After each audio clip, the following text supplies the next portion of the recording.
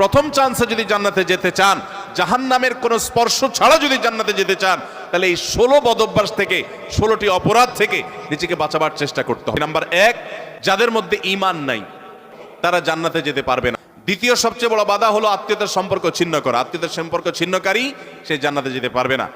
তৃতীয় বড় বাধা হলো যারা চগলখড়ি বদঅভ্যাস আছে, এই রোগটা।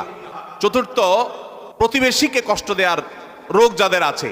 5 নম্বর হলো অহংকার। 6 নম্বর হলো প্রতারণা করা, মানুষের সাথে মানুষকে ধোঁকা দেওয়া। 7 নম্বর হলো দান করার পর খোঁটা দেওয়া। 8 নম্বর হলো কৃপণতা। 9 নম্বর হলো ঘুষ দেওয়া নেওয়া।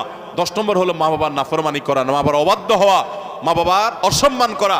11 নম্বর হলো মাদক আসক্ত হওয়া। 12 নম্বর হলো হারাম উপার্জন দ্বারা, হারাম খাদ্য দ্বারা, পানীয় দ্বারা শরীর গঠন করা। আর 13 নম্বর হলো রূঢ় স্বভাবের হওয়া।